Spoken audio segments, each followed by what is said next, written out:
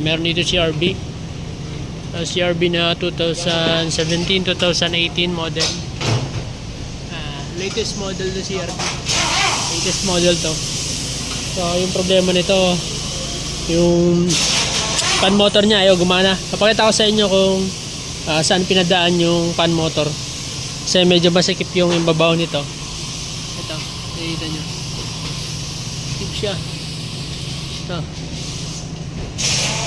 Ayan. Sikip. So, pinadaan natin yan sa likod. Ay, sa ilalim. Naka-bolt lang naman to. Dalawa kasi yung fan motor nito. Ito. So, may bolt kasi yan dito. 10mm. Dalawa. Tapos, dalawa din dito sa sa taas. Bali, 4. So, 4 yung kabila din. So, ito may problema. Kasi pinupukpok na lang to para umandar. Fan motor nya. So itong CRB na to, parehas to ng 2017, 2018, 2019 model na CRB. Latest model na CRB to eh. So pinadaan pala namin yan mga idol dito sa ilalim. Dito sa ilalim dito. Medyo malawak kasi to. Kaya dito pinadaan. Hindi na nagbaklas dun sa ibabaw. Mas accessible dito. Hindi na rin tinanggal tong lower radiator hose kasi dun ko na lang pinalabas, dun na inurong. Tinanggal muna yung isa dun. Saka bago may lalabas yung isa dito, yung nakalagay dito. So yung dito kasi yung may problema. Kasi ito yun. Aux fan motor.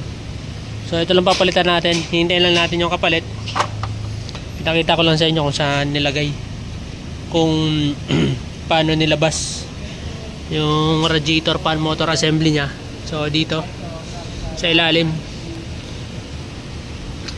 lang pinadaan para hindi na masyadong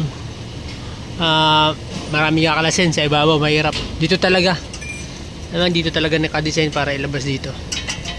At tanggalin nyo lang yung cover. Itong cover na to tatanggalin na yung fan motor nya. So, hintayin lang natin yung kapalit yan. So, latest model na CRB. Ano to, na humihina yung aircon nya. Kaya nagpalit ng ito. Minsan nga daw tumataas temperature. Ito kasi di na gumagana. Minsan daw gumagana.